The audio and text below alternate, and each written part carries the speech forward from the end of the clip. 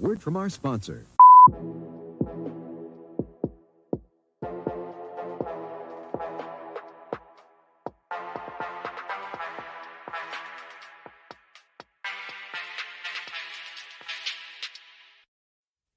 Orion. And there it is. Little cockeyed there. Oh, we don't have these lights on back here. That's your job. I'm in the dark. I'm in the dark back here, wife.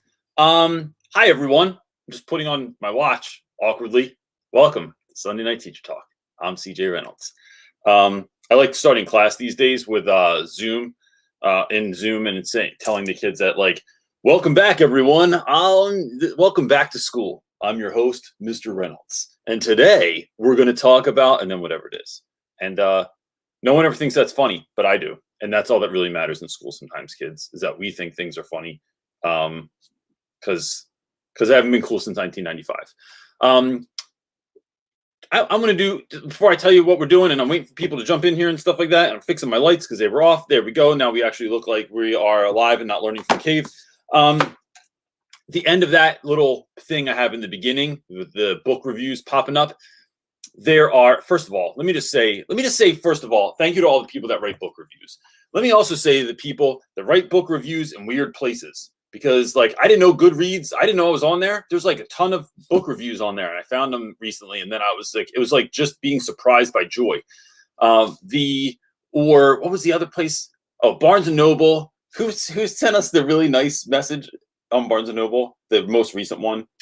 Catherine Metcalf? Yeah. So I finally went over and read that. And then I like finding I feel like I want to do a giveaway for someone that, like, has, like, the way you enter in is by posting a book review on, like, a weird site. Like, go to Target or Walmart or we need Edie wherever, whatever weird. I know. Right now, Edie's going, no, stop. Don't just surprise me with stuff. Is Edie with us today? She'll be in late. Okay, all right. She'll be here. Edie's at church. You know, priorities, they matter. So that's one thing I was thinking about. And then I also want to say, at the end of that, you hear this voice that goes, Orion. That's my boy Kia Orion. Kia Orion is a guy that used to live in Philadelphia. He's from New York, used to live in West Philly. Now he lives in Mexico. I met him when he lived in China.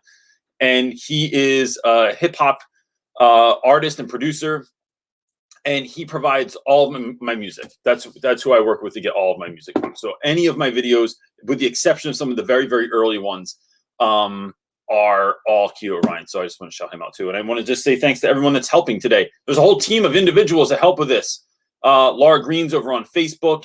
There's all the people in the chat, like Maisha Hutchinson and Lopez and James Pete and Tracy Pinter, and I don't want to forget anyone. Am I forgetting? Kate Sleepy Teacher, Unicorns Rock, that, like, help the comments flow, help to make sure that people get the resources that they need and stuff. It's like a street team out there, but we're just from the couch. It's like a couch team. That's what we're doing. So I just appreciate all those people, and of course Edie, who is she makes it all work. Edie makes everything coherent together. We don't have to know. It's just like when someone cooks you a delicious dinner, I don't go, wait a minute, before I eat this. Talk you know about how you being made grateful it. for just someone. Eat it, and it's delightful. I know. She's awesome. He's awesome. I don't think we have any questions. What about Edie's shirts? Well, I didn't even do my thing. So anyway, if you've never been here before, Jake, you can start the podcast now, I guess. First, can we talk about Jake real quick? Jake, the podcast guy, had a baby. Well, his wife had a baby. He didn't have a baby, but and his I have not hit him up yet, but their baby is so cute. It's so cute. I totally Jake's posts on Instagram. If you don't follow Jake, I don't even know what Jake's name is on Instagram. No, you're putting me on the spot. He's worth following just because his baby humor. He's just funny as hell to begin with, but his baby humor, the really stuff that he does, is just so funny. Jake Forsher. There he is. This guy. There he is. If you just need to follow someone that's a teacher, he's new-ish to the profession, new dad. He's just it kills me, man. It literally kills me. He's a busy guy, man. Yes, and he helps us out here. He's awesome. He does a podcast. So anyway, what are we talking about? My name is CJ Reynolds. I run this channel called Real Rap with Reynolds, and Real Rap with Reynolds isn't just me. And Real Rap With Reynolds isn't about rap. It's about real talk, about teaching. And it is us that shows up every Sunday night without fail. Sometimes there's a ton of us. Sometimes there's some of us. But it doesn't matter because we are showing up together every single Sunday because we believe that as a community, that first of all, teaching is a communal activity. And two, that if we work together, then we can help each other become the teachers that we were called to be. So the gig here, if you've not been here before, is you drop a question in the chat, or you can just put Q or question, write your question in the chat, awesome. Or you can come on live with me. To do that, you just go to the link in the description box right here under this video, click it, it's going to take you somewhere. Then you got to put in your information, not a lot of information, just enough so that we know that you're not like some robot or, cyborg bully. And then it's going to give you another link that's going to take you somewhere else. Marley is motioning to us through the glass door. Like, I don't mean to bother you, but I'm here doing charades. So that's the gig right now. That's what you're going to do. So if you want to come on and talk like James Pete's about to in a moment, he's drinking his coffee. He has his hand on his forehead. No. So that's the gig. Look, if this is not enough for you, we'll get to all this stuff later. But let's just jump into this. Even though my wife just walked away and I don't know what's going on. James, I'm going to bring you on, man, because I don't know what the order of operations is here. But hey, man, how you doing, man? I'm doing. It was a late night last night. It was a fun night last night. But then I woke up very late. Like I've been waking up at 5 a.m. like religiously, and then today happened. And when this is done, I'm going to go play Fortnite and watch the rest of Jurassic Park when I'm done. My daughter and I watched Ted Lasso last night. Dude, oh, we love Ted Lasso. Let me tell you something. Yo, if anybody is having a hard week, you're a little bit depressed, sad, go watch Ted Lasso. What is it? Is it on Apple? What's that? It's on Apple TV. It's on Apple TV. Yeah. And I'll tell you, I had no idea. I'm like, I start watching this and I'm thinking to myself, there's zero chance I'm going to like this show. 2 minutes in, I'm like, oh, it gives you all the feels, man. And it just, if that thing can't make you smile, then forget about it. Then you need other help. It's literally worth whatever this, like, it won't take you a long time to watch. Nope. Pay for Apple, do the 30-minute or the 30-day free thing, or just pay for it for a month because it's that worth. Hey, I think it's $6.99 a month. That is worth 100%. Yeah. So all right, man. Well, all right. She tried to take me out. Marley has got me up and down. This was almost the Michael Jackson Coca-Cola commercial, is what we just had there. Oh my gosh! And now the dog. Now the dog's coming in. All right, this is going to make my question perfect. What can we talk to you about today, buddy? Well, so I've got a student teacher, and she's great. I teach 4 classes every day. They're the exact same class. So at the end of the 4th class, like when I'm teaching by myself, I kind of want to jump out a window because you're trying to teach the same thing. So, I'm a super flexible guy. So when I'm teaching, I'm doing different things with every class, depending on what they need and all that. So I've been talking a lot to her about flexibility within the school day, and, praying that at some point, like went from the 1st class to the 2nd class to the 3rd class, she stops reading that script. And I guess that's just kind of my general thing here. Like CJ, I've got her listening today, so she's probably on Facebook, but Sam, what's up? Sam. What just general thoughts about flexibility in the classroom. And I'm talking about the minutia, the within the day, like how often does a kid say something and just shift your teaching? So you're going with the flow. You're looking for like teachable moments and stuff like that. Yeah. All right. So I think it's hard to break away from that in the beginning. And one of the things I think about is like when I grew up playing drums, I played like exactly as how like either my instructor taught me or that I thought the song was supposed to go. Like I did not break from like whatever that was supposed to be. That's what I did. And I remember my instructor saying like, you could add stuff. Like you could do whatever you want to this. And I was like, no, like this is how the song goes.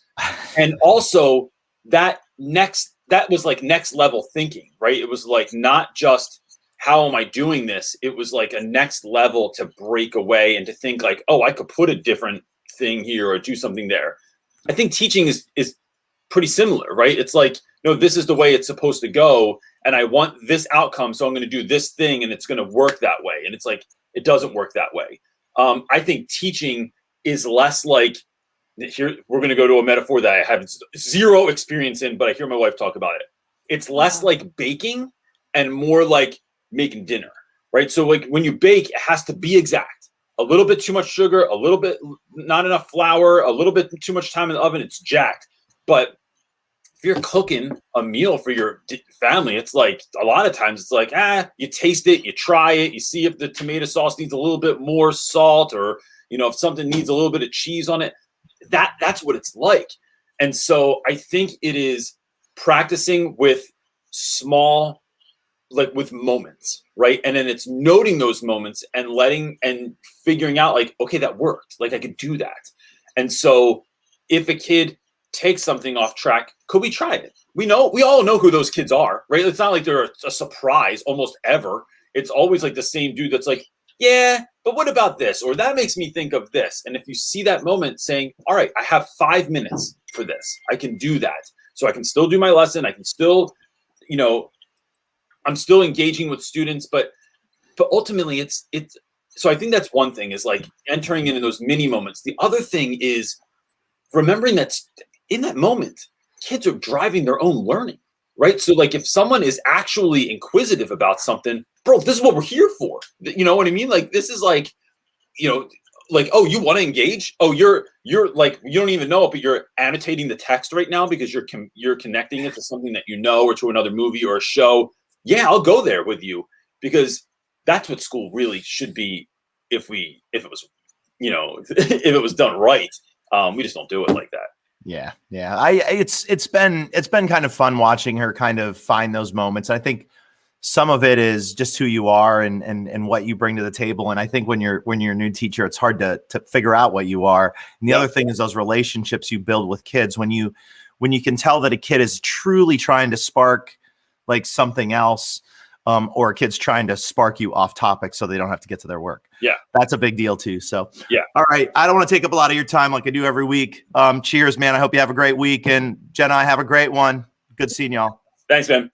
That's a good question. I think, there's a part to that like, if a kid is trying to get you off topic, this happens all the time. And so that's what teachers are afraid of when kids ask questions. It's like, oh, are you just trying to get me away from the learning? Yeah. And I think you have different ways of looking at that. Like, one, it's like, I'll tell kids, like, first of all, I know what you're trying to do here. You're trying to get me off topic. And I just want to note that. But I like your question, so I'll give you 5 minutes. The other thing is when kids do that, it's like, that's a great question. Let me get through what I have to get through, and then I'll come back to that. Right. So you're not saying no to it. But you are directing your attention. You're saying like, put a pin in it, and which is a weird thing. I don't know where that came from, but like you're putting a pin in it, which sounds painful, and then we'll come back to it later. And that, I think, is a good way to navigate that moment. What you got, dude? Ready for another one? Yeah. Catherine Metcalf is asking. The same Catherine Metcalf that wrote a beautiful review on Barnes & Noble? She said, you're welcome. She meant every word of it. Thank you very much. That's so sweet. Thank you. But her question is, Reynolds, did you receive your vaccines yet? I didn't. And so our school just started this. And we're supposed to make the appointments. I'll be honest with you. Like, I'm not anti-vaccine. I'm not that dude. We are cautious though. I am cautious. I don't like getting new things. And I just think like, I just don't have time to get sick. So like Edie's on here now and like, people have just had reactions to she and I were talking about this, right? We were talking about like how or whatever. Like, for a lot of folks who know, like in the second dose, like it knocked them on their butt. Reaction. No, I don't have any time for a reaction. Like today, I'm just like, nope, I have a migraine right now, like a really bad migraine. Can I turn the lights off? No, that's what I got a beanie on for. I put a hat on because it blocks that light. Babe, I can do it in the dark. It's okay. I don't want to do that. All But you just have to keep going, but that's not fun to do, and I don't want you to have to. Yeah. So, but maybe nothing happens. I will say this. I know I have friends that are doctors that have told me that the flu shot does not give you the flu. I'm just saying, the last time I got the flu shot, like it's the only time you got the flu shot. Only time in so my sick. life, because they were like, you have to get it. Like our school was really pushing us to get it. I was like, all right, whatever. Oh no, I got it because Marley's pediatrician told me to get it because she was had just been born. And they were like, you need to get the flu shot to like keep your family safe. I got it. Swine flu was really big that year. Yep. And I got sick as hell though, like super sick that year. And that was the last time I was sick. I haven't been sick besides that in like 25 years. Like I just don't get sick. I don't get colds. I don't get anything. I sometimes lose my voice during the school year because that's because I talk too much. But yeah, so, and I'll be honest with you. So are you going to get it? That's the big question. I think I will probably eventually get it, right? I think everyone's going to do it. I don't think we're in a rush this year, especially because I think your school said that they're virtual for the rest of the year. Yeah, and that's the other thing too. Is like we're not going back. It's part of herd immunity that needs to happen. People need to be vaccinated. I don't know. Look, obviously. And here's the other thing is too. I'll say this too. To be fair. I don't watch the news enough. And we don't. Like, I remember, like, it was like, oh, we won't have the vaccine out until, like, next summer at the earliest. There's all these clinical trials, and all of a sudden it showed up. And, like, so I haven't, like, looked into it. And I don't want to just take a step because the news told me that it's a good idea. But, like, actually research it. And I just haven't because I've been doing stuff. Everyone on here says they have all had really great reactions and no issues. They've all... someone just had their first one. People said John Lopez said his parents got their second. Oh, nice. They just had a sore arm. Like, yeah, I've seen both cases, right? Like, John, I can't deal with the sore. I'm on a computer all day. I can't work one arm. This one's all messed up. And Come on, let's go to the next question because poor Stephanie Shook has been so patiently waiting. Awesome. She is next. All right. What's up, Steph? Hey guys. How are you? I'm good, thanks. Splendid. Yeah, no, I appreciate you guys having me up here. No problem. You have a ZZ Top shirt on? I do. Nice. All right. James Pete was like, oh, wait, what? ZZ Top. What's going on? All right, so my question today is, I know that you guys are all really great at engaging your kids, changing it up and making it applicable to them.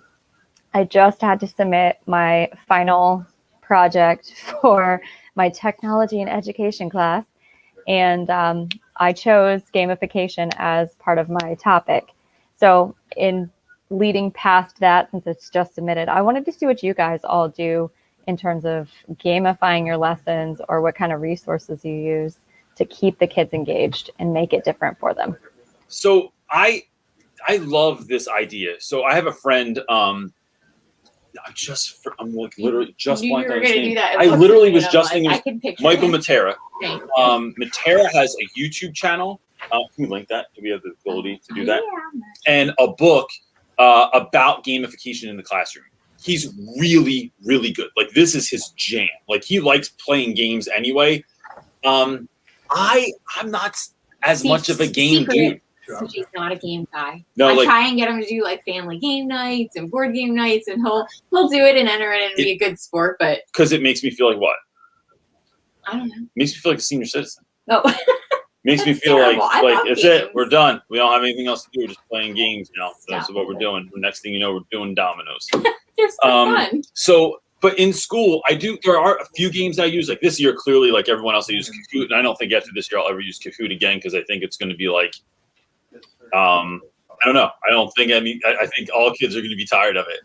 I do Quizzo a lot of times, which is like, you know what I'm talking about this game? This is like, for those that have been to bars, it's a bar game that they play all the time where there's like maybe 5 or 6 rounds and you'll get 4 to 5 questions around. Your kids work in small groups.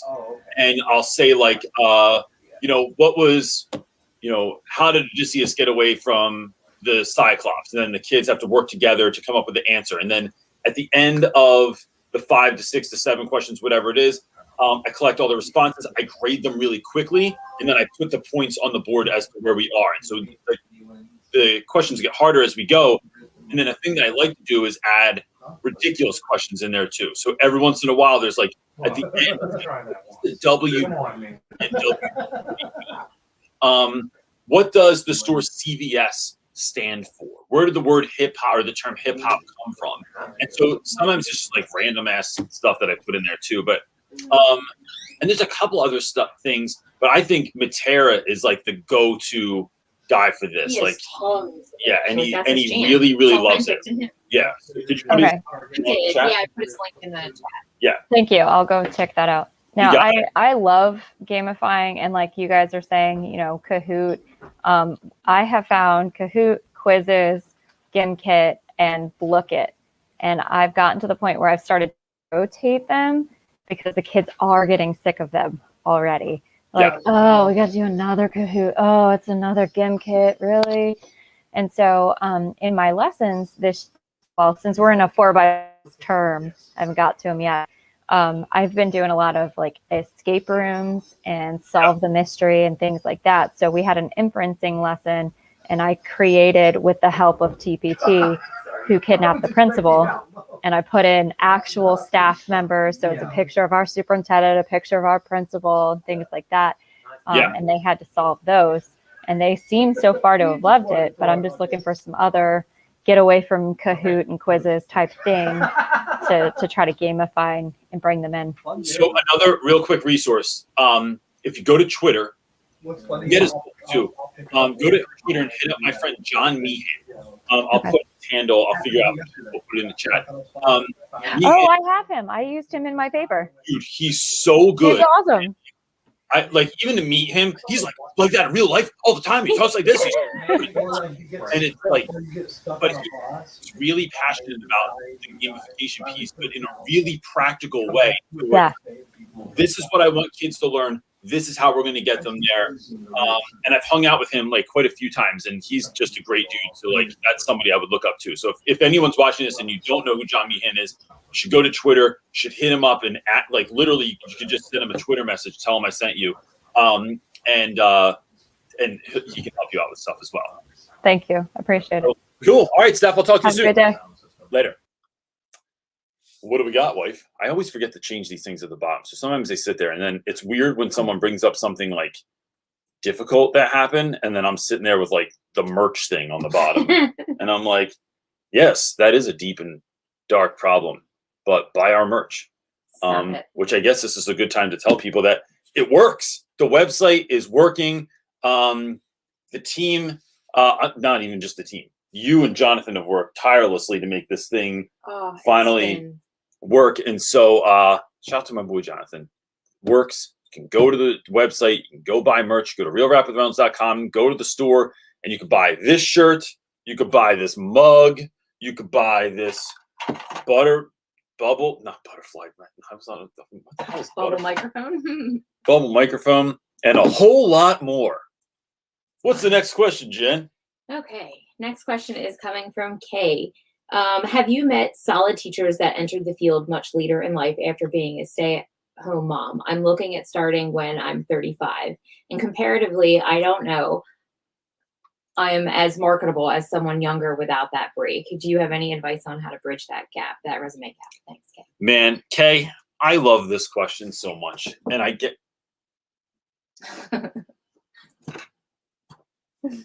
and I get this one a lot. Everyone on here is going to tell you this. Where's Chris Carson? Chris Carson needs to holler at you in the chat.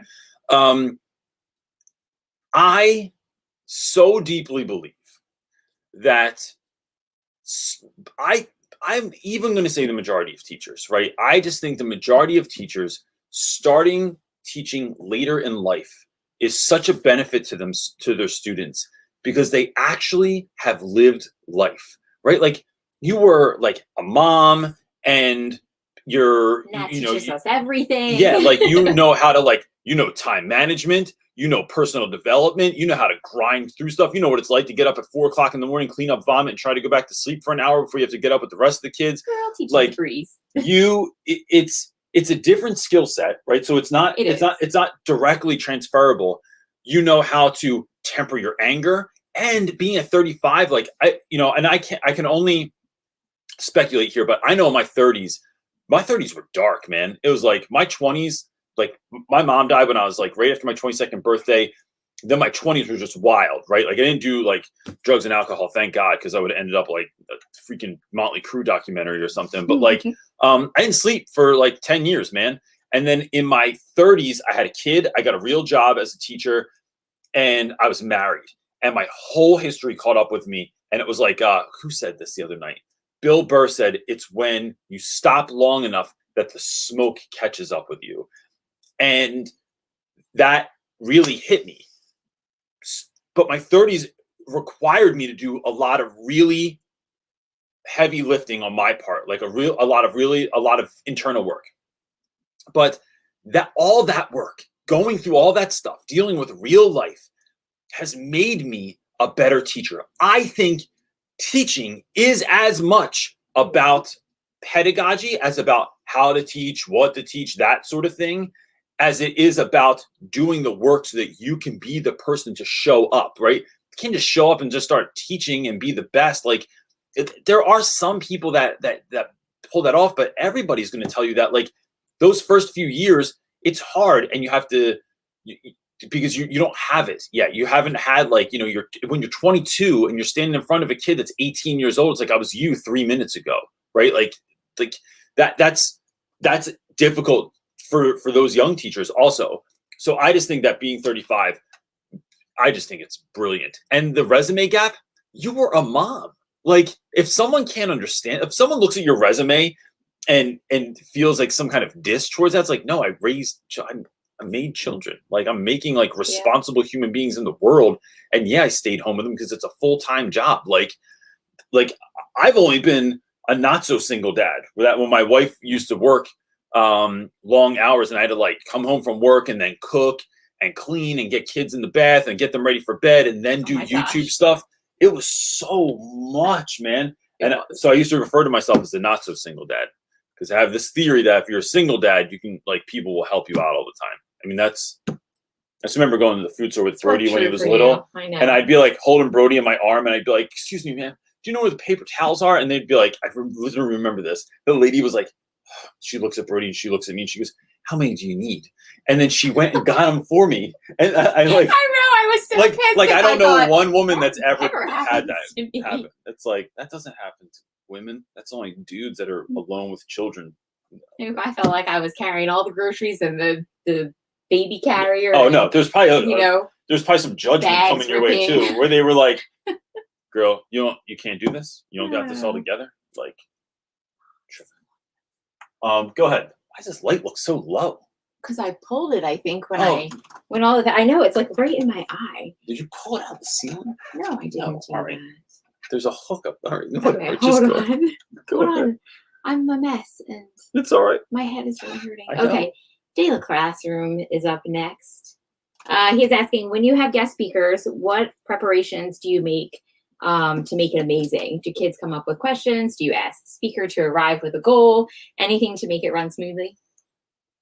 So this is an awesome question. For those that don't know, I get a lot of speakers in my room generally during the school year. Sometimes they are it's entrepreneurs, folks from the neighborhood, graffiti artists, folks that run websites, like it runs the gamut. So it depends on the guest. If I think the guest, because sometimes people just bring a fire that's like, you don't have to do anything.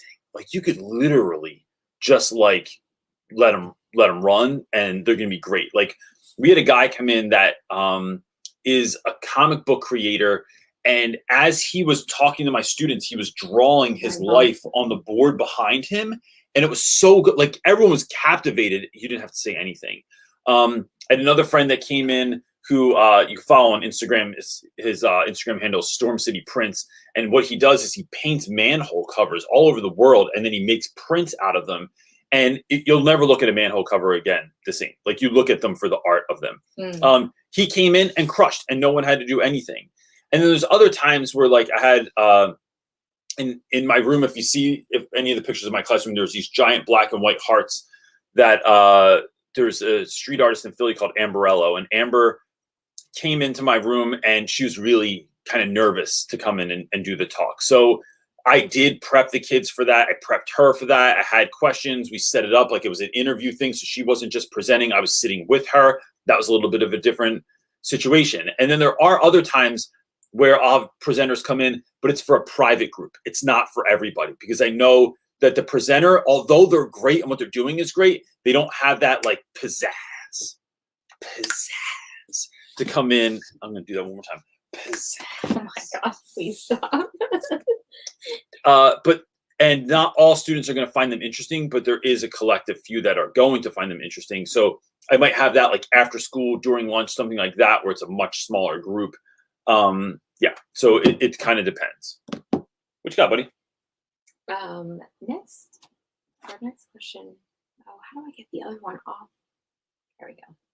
All right, our next question is coming from Miranda. She's asking, I am a 5th year teacher. This is my 2nd year in my new position as a high school choir and band director. How do I gain confidence when speaking to parents and administrators? This is a great question, because I think that confidence is so much. It is like one of the core things in being a teacher. I think one, it is why are you talking to them and what are you talking to them about? The major switch for me. So one of the things that used to terrify me, I'm going to be honest with you, is angry parents. Some kid tells their mom that you didn't do something, you're not doing a good enough job, you didn't help them. And like most of the time it's a lie, but like whatever. Mom believes their kid, right? That's what moms do. Yep. That being said, no, not when a always. mom comes in and they are irate, I mean, like the door slams open, they walk over to your desk. How dare you do this to my kid? How did this happen? Why are they failing? You never communicated to me, blah, blah, blah, blah, blah. I always say, I'm really glad that you're here. Please have a seat. I want you to know on the front end, right, that your child's success is the only thing I care about. I'm not interested in being right. I'm not interested in being thought of in a certain way or changing your mind. It is literally what I'd like to get to in this conversation is how do we get your kid to win? Because maybe right now they're not, or maybe something happened the other day, but it is only for the betterment of the kids that I'm here. The end.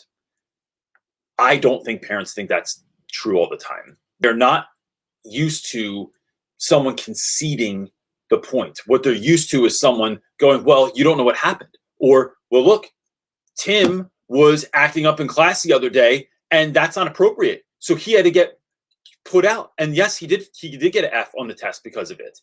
Instead of going, let me break down to you what I saw the other day. Tim was doing this in class. I took these steps, and Tim was not finding success in taking the assessment, right? The problem with that is not just Tim, right? It's the fact that I have 32 other students in a room.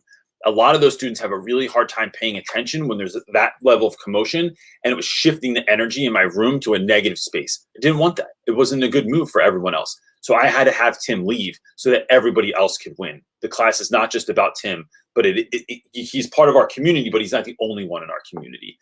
And so what can we do going forward to help Tim out? What do I do when so ask parents, because they know their kids better than you do, is like, and that's hard to get your head around until you have kids. And now I just know that. It is asking them, well, what would you suggest I do? Or what's worked well in the past? Or what's a way to not like, what is something, maybe I did something, maybe I said something that set him off even more or her off even more. It's trying to gain some clarity. So the whole reason how you're shifting that conversation is you are wanting that student to win, even if they are the biggest pain in your butt that has ever walked the earth. You are still trying to help that child find success. And I think that's where you start. And then asking the parent like, what has worked before and what should I look out for that might not work? So like if I push back, some kids don't like being put on blast in front of everyone. Some kids don't like being talked to in front of everyone. Some kids want to, need hard and fast, like, I don't want to say justice, but like a response to what they're doing. Some kids don't. Some kids need a gentle reminder or just a look or something like that. You're working with parents and administrators to get the thing that you need. And then administrators, they're no better than you. Right? Like I know we put them on like on a mountain sometimes, or like they're the king of the hill, and it's like you're not. And so it is when I talk to administrators, it's like we're doing this work together. It's not like you're the captain of the ship can only captain the ship if the sailors are doing their jobs. Like if he's just by himself, I mean, what are you gonna do? Like there's too many jobs for one person. So,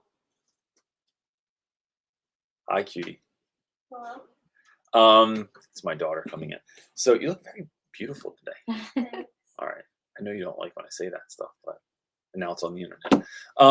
So that I think that's that. It is walking in like we are a part of a team and not like you're just like the leader or something like that. What you got, dude? I got sidetracked is what I got. I don't know. Are you having a hard time following along now? Because I would just No, tell I got people that they can sidetracked also because follow us along on social media. You can go to all the regular social media outlets and find us. That's right. I'm looking for Amy Russell's question. Amy Russell's on here. I mean, I know she's on. right here now it she's is. a little white dot because she's not at her Nice. computer. Probably because Wyland was where did doing it something. Now go? she's on here. Probably because her kids were coming in the room Oh, asking my for stuff. Thank God. Okay, let's go with this one. Beth Burgess had a follow-up question to your previous Oh, question. so I'm not the going one- with Amy Russell. No, right we're now. gonna go to Amy Russell next. Okay, I've got to go all right, find her. hold on 'cause a second. The little thingy shot down and it's back up there, and I had to find it. So we're gonna go with this one instead. Beth Burgess had a piggyback question off of not the last one you did, but the previous one. Yeah. She said, "I want to bring guest speakers into my class. How do you find them, and where do you start?" I find things that I think are interesting, and then I DM those people or send them a Twitter message, and almost always it works. Don't email people. I heard this one like really wealthy entrepreneur talking about this once, where he was saying that he has people that do his social media that like pick the pictures and take the videos and edit them, and he has people that go through his email and stuff like that, but they don't do his social messaging.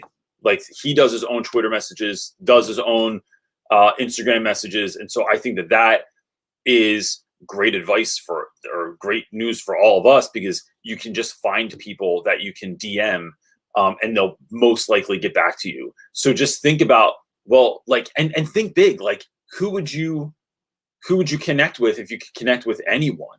And I've tried to connect with a bunch of people I thought would be easier than not, and they just didn't communicate to me. But one of my favorite people in the whole world, Pat Croce, used to own the Philadelphia 76ers back in the day. Pat Croce used to say, if you don't ask, the answer's already no. So it's about just being mindful of that. So just dream, think about it. What every single person that you see on TV, on YouTube, on a show, in the news, just think, could they come into my classroom and talk? And like, because I think they'd be great at talking about this or speaking to this. So tomorrow starts in the US, is it, how are they saying it?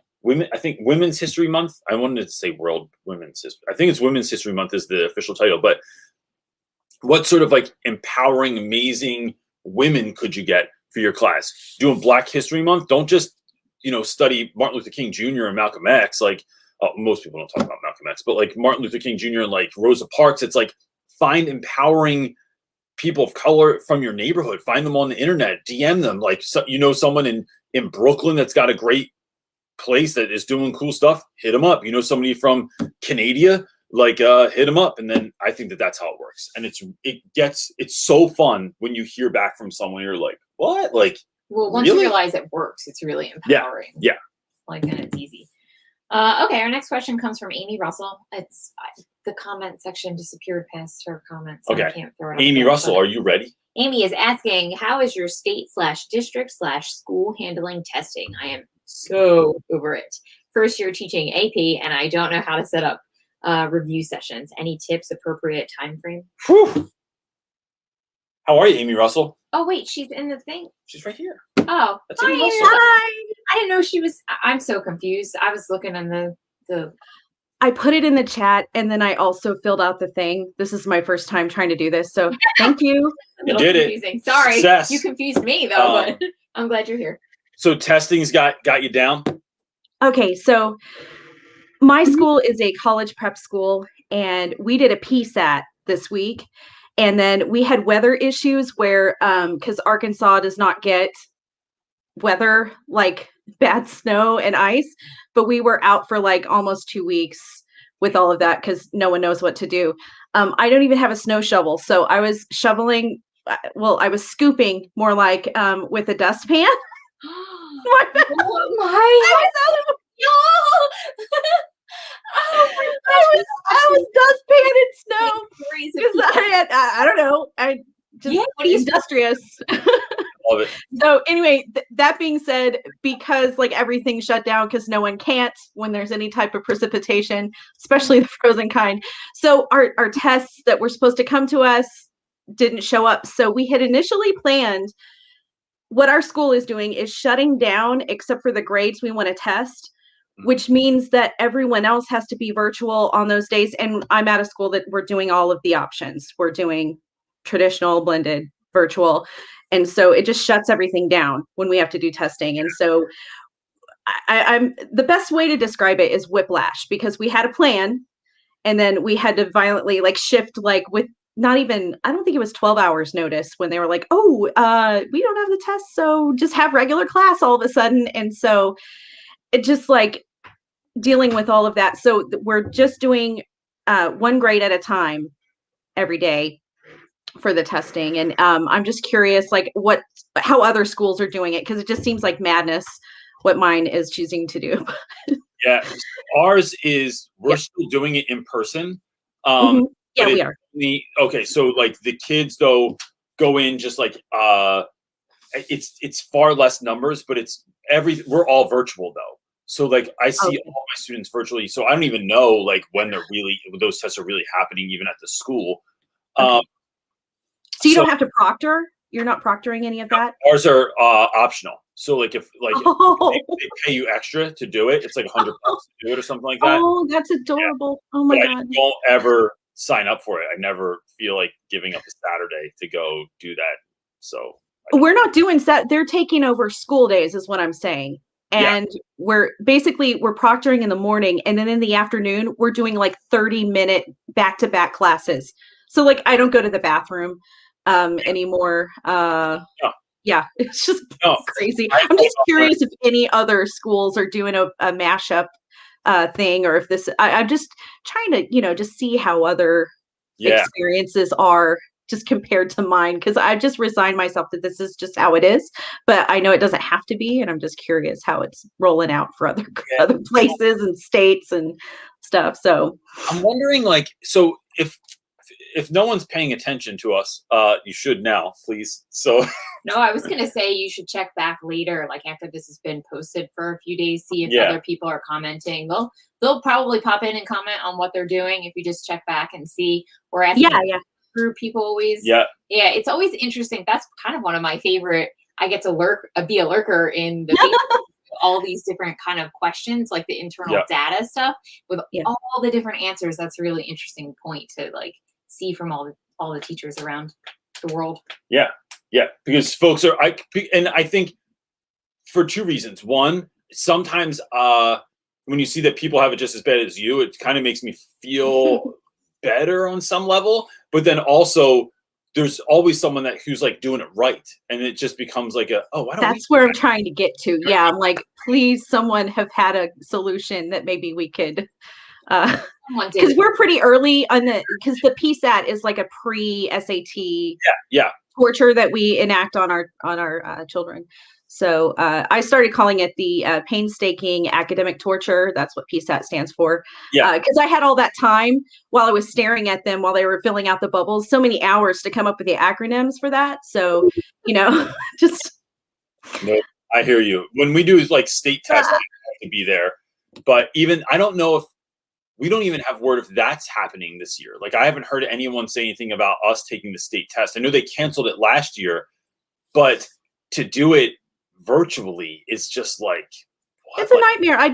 And that's why I think our school decided to do the in-person thing, but like that's sort of going against anyone who has only chosen virtual. So like, I don't know that they're giving people a pass. They're just like, you come in for this, like it's mandatory, but at least it's like, contained within grades. It's not like the whole school is all there. But it's bizarre. So anyway, thank you. What's she saying? What's Sue doing? She said, Hold I on. have no idea what the plan is for standardized testing. All teachers have been told is that it will happen. The IT at our school is working on it, but that's all I know. It's like nobody knows anything. No, that's the year.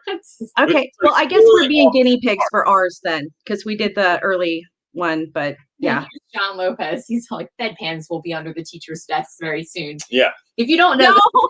if you don't just join in, not even to listen to CJ over here, the comment section is wildly hilarious. Oh goodness. I'm gonna have to hop over and look at that. Yeah, I had to mute it so I could talk to y'all. Oh, yeah. I can't have it open because my ADD is just like, what? There's Wylan. He's in the background now. You wanna say hi? What's up, man? Yo. He's got a gorilla shirt. Nice. You deserve All one. right. Thank you so much. No problem. Talk to you soon. It is. I don't like when I don't have a direct answer, but I don't know. I don't even know. Ones that are so timing. How can you have it? Everything is so crazy. No, it's a good example Nothing's of traditional. is that every school district is trying to figure out. They're trying to recreate the wheel. Yeah. And it's like, does anyone someone has to have a good idea, and maybe not all good ideas are completely scalable because you might live in like a rural area and have like 10 kids in the classroom. You might live in an urban area where you have 35 kids in a classroom, but like there are just some best practices that I just think should carry over from every school that are just like, no, you're doing a great job. We should have that also. Do universal. Yeah. No. That makes it difficult. All right, what you got? Laura Campion is next. I can't put that up because my comments disappeared again. Okay. Hi, Reynolds. Welcome to Almost March. Woohoo! What has teaching virtually made you appreciate about teaching in person? What changes will you make to your teaching when you get back to in person? Oh my gosh, this is such a great question. I miss my students on a level that I can't really describe because so the other day, I think I'm going to make this video where I was just like, and maybe it's more for me than it is for everyone else, but I took all this random B-roll last year for videos that I just never really made, right? But I thought whenever something interesting is happening in school, I'll just record parts of it. So for instance, I had a video where when kids are done vocab tests or whatever assessment is on Fridays, I need them to be quiet when they're done. And so sometimes I have them draw on the back of their paper. Sometimes I have them do an activity, but it's always something that's fun because I just need them in a good space. I need them focused on something and quiet so that kids that take a longer time can finish. So last year I started handing out expo markers and I would tell them I'd whisper in a kid's ear and be like, hey, draw Zion. Yo, draw Joshua. And then that's what they would do. And then at the end, we would look at the pictures. And it just made me when I was watching this quick video, I'm just looking at all the kids in the room, kids I forgot about, stuff I can I'm like, oh man, I forgot, you used to talk about this all the time, or we ate lunch together every day, because a year is a long time. And I just started forgetting some of those dudes. And that is really, it's heartbreaking to me. Because they're just such a part of your day all the time. I think the other thing is, teaching online, there's so many grades, because it's if I don't grade every single thing, I don't know if you're going to do it. I don't know if it's going to mean anything. The school needs friggin' certain amount of grades per week. And so it just feels much colder, and it's hey, do this and it's for a grade, and do this for a grade, and do this for a grade. That just kind of sucks. I just winging it sometimes in school. I like being able to show up and just have a conversation that's deep and meaningful. Yo, something happened in the news, or hey, I heard this thing took place. Let's take the first 10 minutes of class and talk about it. Or a kid comes in and they go, hey, I heard this, information about this. Can we unpack this a little bit? Or do you know what this means? Or does anyone know anything about this? That to me is so fun. Because you're letting, like I said earlier with Pete, it's you're letting your kids direct their own learning. And I miss that tremendously. How's it going to shift? I think I will use more online resources. But that depends, because freshmen aren't one-to-one in our school. Maybe they will be. Maybe that'll shift. That'll be something that it'll be cool if you could. I'd love to be able to use when kids are out, here's all the assignments. It's all online. You can get, it's all there. And they used to make us do that. Teachers had websites, and then teachers had Google Classroom. Oh, that's but right, I remember. but when not every student has a computer at Yeah. home, or at least a computer that's accessible, it's like, what are Right. you If the doing? school doesn't give them one, you can't guarantee Yeah. everybody has one. Okay, our next question is coming from Jeffrey. During your teaching career, have you ever taken a course at the same time? If so, how did you deal with the extra workload? I'm taking a course right now, and it's just a lot. Like, I think the way that I deal with anything being a lot is, I'm telling you, morning routine is the move. Like, what that is It one is, of and the I hate that answer. I just it want to does. say It's it. a sucky I answer. hate that 'Cause answer, it's like, but it is. how so do I the get truth. abs? Do sit-ups. Is there another way? That's a crappy answer too. Can I take a different thing? Can I do something else? It's, so I think, so let's talk about why do I think morning routines are actually important? Because it puts you on offense instead of defense. And so if you're not signed up for this, I am going to say also that I talk about this in, there's my banner. It's no longer there. It'll show up in a minute, so don't even worry about it. We have a newsletter now, and it's a video newsletter because no one has time to read all this stuff all the time. I get it. So if you go to realrapwithreynolds.com, you can go to this little floating thing that says newsletter. You just click on it, put in it's like your name and your email address, and then that's it. We don't need your other information. And then once a month you get a newsletter. And this month I talked about self-care and how I think waking up in the morning is self-care, because it's allowing you, I just feel so strongly that if your day is difficult, and so your act of self-care is beer and Netflix at night, then I just think that feels like defense to me. It feels like I got beat up by my day, and now I'm defensively taking a moment, chilling, resting, taking a breath. That's fine. I do it all the time. Every night I usually end my day with part of a movie or a TV show, and not right now because I'm doing this kind of new experiment, but I usually have a glass of wine or a beer at night. Getting up early feels like I'm I don't know, it feels like I'm just staring down my problems and being like, what? No, I'll get up even earlier. Watch this.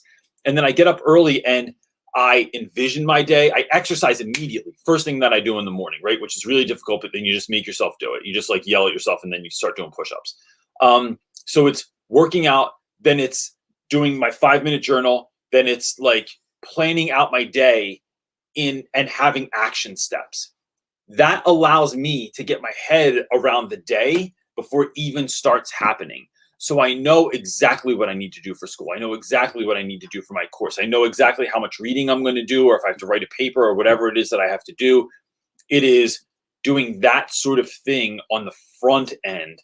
And so I just think that's one of the moves there, is to really get in front of that. And then portioning out what you're doing. So don't do everything. Don't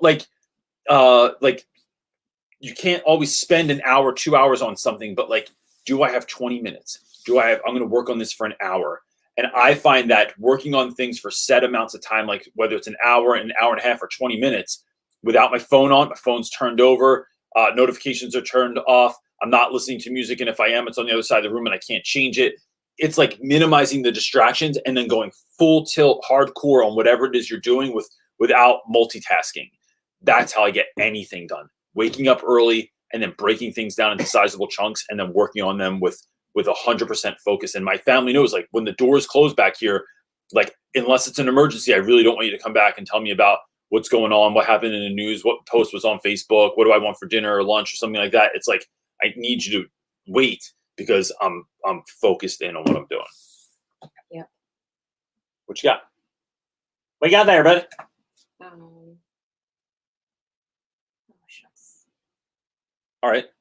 Do you want me here it to? Miss Predisac sing a is song? asking. I teach in French, and the syllabus is predefined. No, I teach in France. France. French. Oh, not French. Yes, language. I teach in France, and the syllabus is predefined. My teens are always bored, no matter the way I do to teach in a fun way. Nothing seems interesting to them. Any hints? Thanks, Audrey. That's such a great question. I would love to go to France. Make that happen. Book us some tickets. Okay. Seems so nice. Anyway, this is a great question. How do we take something that's boring and make it interesting? I think it is two things.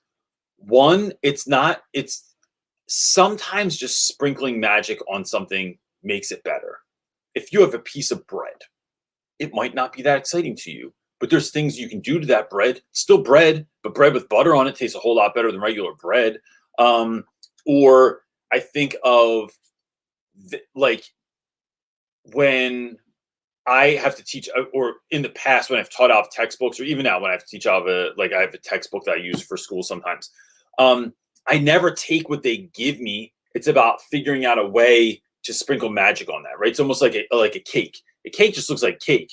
But if you put the right icing on it, if you decorate it the right way, if you put some other kind of magic on the top, it goes from just being like a piece of cake with nothing on it to like looking magical, to being something that people might want to engage with. What is up with this? There's a streaming issue on Facebook. It's okay. That was weird that I just keep it just popped up. So that's one thing, and I think there's a million ways to do that. And like, not to sell a book, but like I do talk about this in my book, where like there's ways to sprinkle magic on your lessons. The other thing I think is talking to your students. I think that there's a lot of apathy in school, especially right now, but maybe sometimes in general, and not always. I don't want to even pit like a certain grade. There's like they're always apathetic. Sometimes it's just certain years.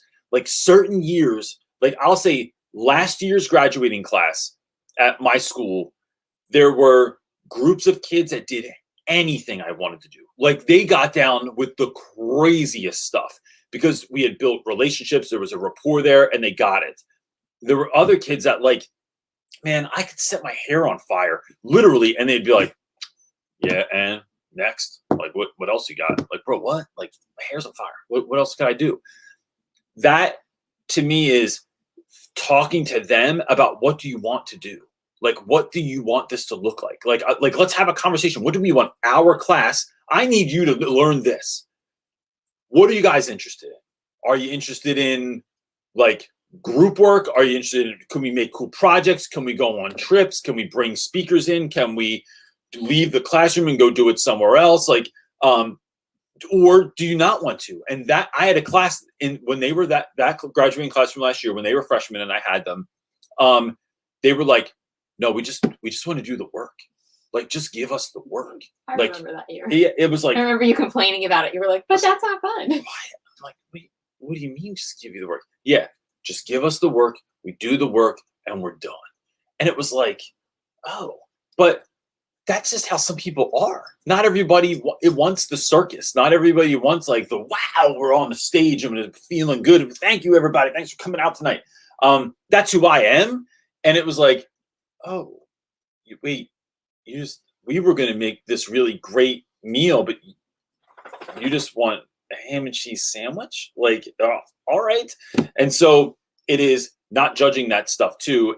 But letting kids be part of the conversation, because sometimes they'll put you onto some stuff that they're like, yeah, we'd rather do this, or why can't we do this? And then even if you don't take their examples exactly, you can pull from them. And then when you change it in class, go, yo, look, based on our conversation yesterday, it was really great. I really liked what Leon said about this. And so based on what he said, we're going to start doing this in class. Or I thought we'd try and start the beginning of class like this today. Now kids feel some sort of ownership over what they did, and they feel seen and heard, right? Like adults don't ask kids things like that. So making them a part of the conversation helps as well. And then using what they're saying in the classroom can help them feel some ownership over the situation as well. What you got, buddy? All right. Maisha is asking, our county is requiring us to use Zoom starting Monday. What is your best advice on how to navigate Zoom for day one without overthinking? Maisha, I think there's a million things that you can do with Zoom. But I think it's figuring out, I mean, gosh, there's a lot to say about this. What's the simplest? I think the simplest is making what you're doing in short chunks. So no activity that we do in class takes more than 10, sometimes 15 minutes if it's a reading activity and like we're reading with the students. I think noting that you have no idea what's really going on in this child's house is a really important thing to remember. That's why I don't require kids to have their cameras on, and I don't require them to engage in talking in class or sharing by unmuting themselves. They can just do it in a chat, because some people, as soon as they unmute, you hear why they were muted to begin with. I think it is, and this goes against what I do in school in person all the time, but I cannot figure out a way around it. There's a point value attached to almost everything.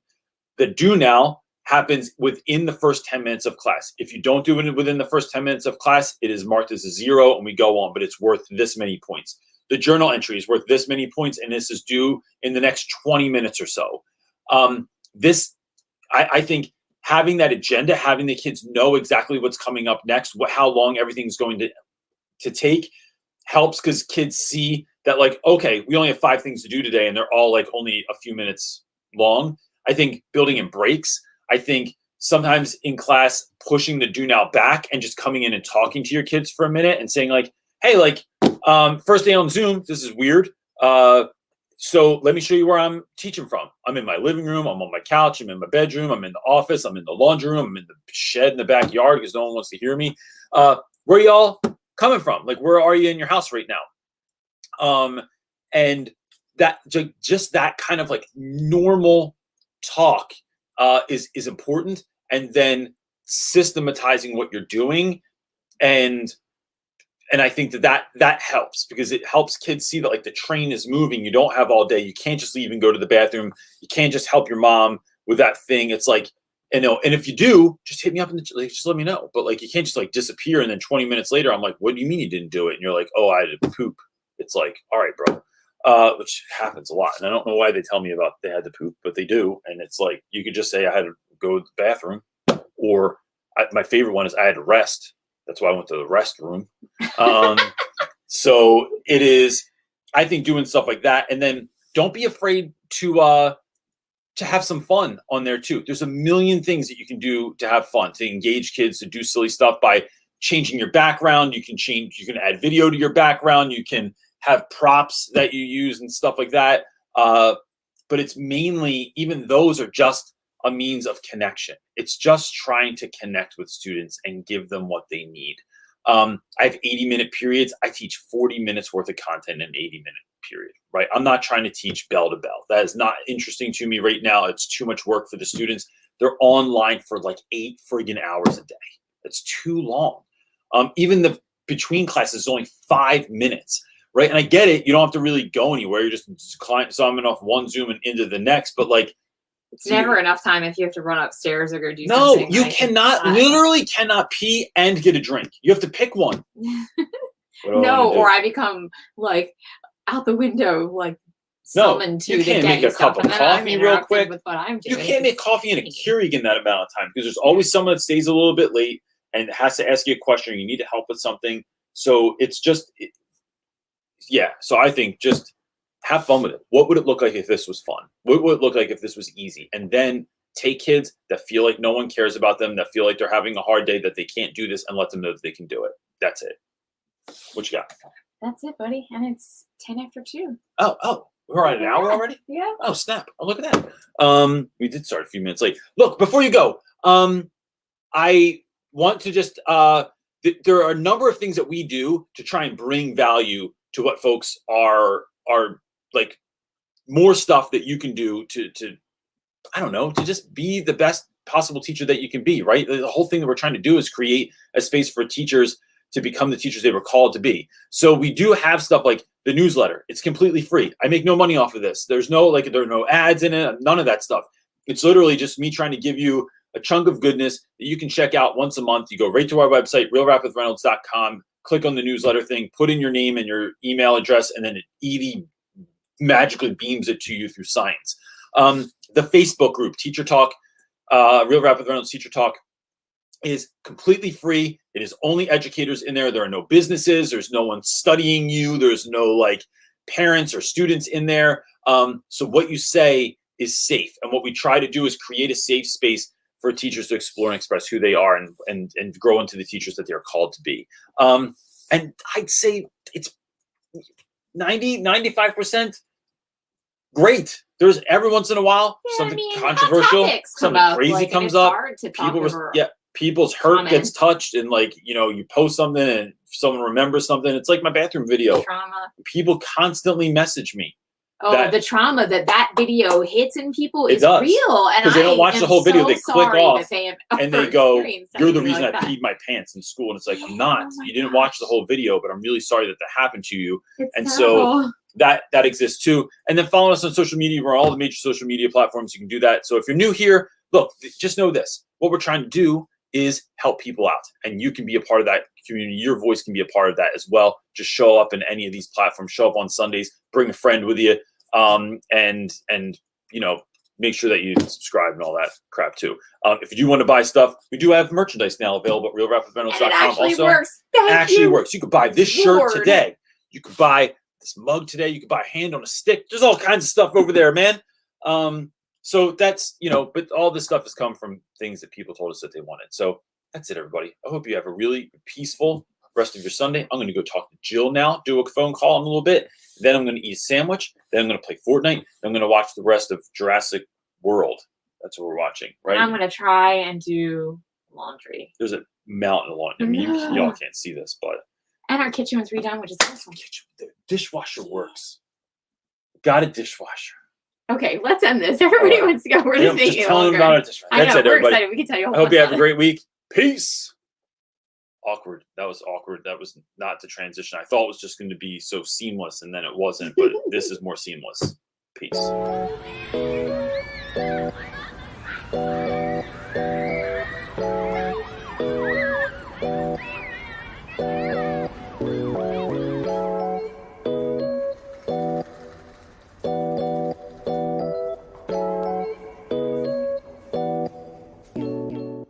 And now, a word from our sponsor.